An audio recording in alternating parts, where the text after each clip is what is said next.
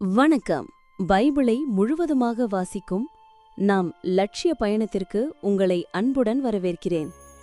இன்று நாம் இணைச்சட்டம் நூலில் 19 அதிகாரத்தை வாசிக்க இருக்கிறோம்.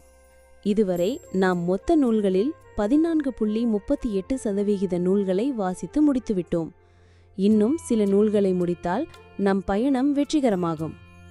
இன்றைய வாசிப்பின் மூலம் அந்த இலக்கை இன்னும் முன்னோக்கி நகர்த்துவோம். வாங்க தொடங்குவோம். அடைக்கல நகர்கள். கடவுளாகிய ஆண்டவர் வேற்றினத்தாரை வேறறுத்து அவர்களின் நாடுகளை உனக்கு கொடுப்பார்.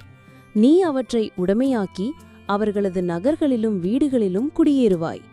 நீ உடைமையாக்கிக் கொள்ளும்படி உன் கடவுளாகிய ஆண்டவர் கொடுக்கவிருக்கும் நாட்டினிடையே 3 நகர்களை உனக்கென ஒதுக்கிவை. கொலை செய்தவன் எவனும் அங்கே தப்பி ஓடும்படி சாலைகளை அமை. இவ்வாறு உன் உரிமை சொத்தாகுமாறு கடவுளாகிய ஆண்டவர் உனக்கு கொடுக்கவிருக்கும் நாட்டை 3 பாகங்களாக பிரி. அங்கே ஓடிப்போவதன் மூலம் உயிர் வாழத்தக்க கொலையாளி யாரெனில், தற்செயலாய் முன்பகை ஏதுமின்றி தனக்கு அடுத்திருப்பவனை கொலை செய்பவனே. சான்றாக, ஒருவன் மரம் வெட்டுவதற்காக தனக்கு அடுத்திருப்பவனோடு காட்டுக்குள் செல்கிறான். மரத்தை வெட்டுவதற்காக கோடாரியை தன் கையால் ஓங்கும்போது கோடாரியின் இரும்பு கைப்பிடியினின்று கழன்று அடுத்திருப்பவன் மீது விழ அவன் இறந்து போகிறான். அப்போது அப்படிப்பட்டவன் இந்நகர்கள் ஒன்றினுக்குள் தப்பி ஓடி அங்கே வாழலாம். இல்லையெனில் கொலை செய்யப்பட்டவனின் முறை உறவினன் கோபவெறியால் பழிவாங்கும்படி கொலையாளியை பின்தொடரும்போது செல்லும் வழி நீண்டதாக இருந்தால் அவனை பிடித்து கொன்றுவிட ஏதுவாகும். ஆனால் கொலை செய்யப்பட்டவன் மீது கொலையாளிக்கு முன்பகை இல்லாததால் அவன் சாவுக்குரிய குற்றம் ஏதும் செய்யவில்லை என்பது உண்மை. எனவேதான் நான் உனக்கு கட்டளையிடுகிறேன், 3 நகர்களை உனக்கென ஒதுக்கிவை. நான் என்று உனக்கு கட்டளையிடும் எல்லா கட்டளைகளையும் நிறைவேற்றுவதில் நீ கருத்தாயிருந்து உன் கடவுளாகிய ஆண்டவர் மேல் அன்பு கூர்ந்து அவரது வழிகளில் என்றும் நடந்தால், உன் கடவுளாகிய ஆண்டவர் உன் மூதாதையருக்கு வாக்களித்தபடி உனக்கு இந்த நாடுகள் அனைத்தையும் கொடுத்து உன் எல்லைகளை விரிவாக்குவார். அப்போது இன்னும் 3 நகர்களை இந்த நகர்களோடு சேர்த்துக்கொள். இல்லையெனில் நீ உரிமையாக்கிக் கொள்ளும்படி உன் கடவுளாகிய ஆண்டவர் கொடுக்கவிருக்கும் நாட்டில் குற்றமில்லாதவனின் இரத்தம் சிந்தப்படுவதால் உன்மேல் இரத்த பழி வரலாம்.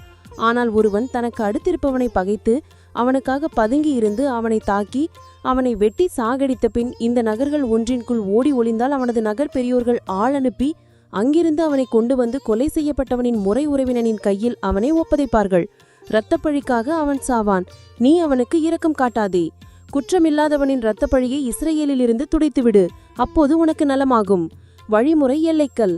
நீ உடைமையாக்கிக் கொள்ளும்படி உன் கடவுளாகிய ஆண்டவர் கொடுக்கவிருக்கும் உன் உரிமை சொத்தாகிய நாட்டில் முன்னோர்கள் குறித்துள்ள உனக்கு அடுத்திருப்பவனின் எல்லைக்கல்லை நகர்த்தி வைக்காதே. சாட்சிகளை பற்றிய விதிமுறைகள். ஒருவனது எந்த குற்றத்தையும் எந்த பழிபாவ செயலையும் உறுதி செய்ய ஒரே சாட்சியின் வாக்குமூலம் போதாது. 2 அல்லது 3 சாட்சிகளின் வாக்குமூலத்தையாலே அது உறுதி செய்யப்பட வேண்டும். ஒருவன் மேல் குற்றம் சுமத்தும்படி ஒரு பொய் சாட்சி முன்வந்தால், வழக்காடுகிற இருவரும் ஆண்டவரின் திருமுன் அன்றைய நாளில் ஊழியம் புரியும் குருக்களிடமும் நீதிபதிகளிடமும் வரட்டும். நீதிபதிகள் தீர விசாரிப்பர். சான்று சொன்னவன் பொய் சாட்சி என்றும் தன் சகோதரனை அநியாயமாக குற்றம் சாட்டியுள்ளான் என்றும் அறிந்தால், அவன் தன் சகோதரனுக்கு செய்ய நினைத்தது போலவே அவனுக்கும் செய்யுங்கள். இவ்வாறு உங்கள் நடுவிலிருந்து தீமையை அகற்றுங்கள். அப்போது அதை கேட்டு மற்றவர்களும் அஞ்சுவர். அத்தகைய தீச்செயலை உங்களிடையே எவரும் செய்ய துணியார். நீ அவனுக்கு இரக்கம் காட்டாதே. உயிருக்கு உயிர், கண்ணுக்கு கண், பல்லுக்கு பல், கைக்கு கை, காலுக்கு கால். நாம் 1189 அதிகாரங்களில் 172 அதிகாரங்களை நிறைவு செய்துவிட்டோம். இன்னும் சில அதிகாரங்களை வாசித்தால் முழு பைபிளையும் முடித்து விடுவோம். நாளை அடுத்த அதிகாரத்தை சந்திப்போம். நாள்தோறும் இந்த பயணத்தில் நீங்களும் பங்கேற்றால் பைபிளை முழுமையாக வாசித்து முடிப்போம். இது நம் வாழ்க்கையிலும் ஆன்மாவிலும் பெரிய மாற்றத்தை ஏற்படுத்தும். இந்த பயணம் உங்களுக்கு நம்பிக்கையும் சமாதானத்தையும் கொடுத்தால் இந்த வீடியோவை லைக் செய்யவும், சப்ஸ்கிரைப் செய்யவும் மறக்காமல் ஷேர் செய்து மற்றவர்களையும் இந்த பயணத்தில் சேருங்கள். நாளை மறக்காமல் வாருங்கள்.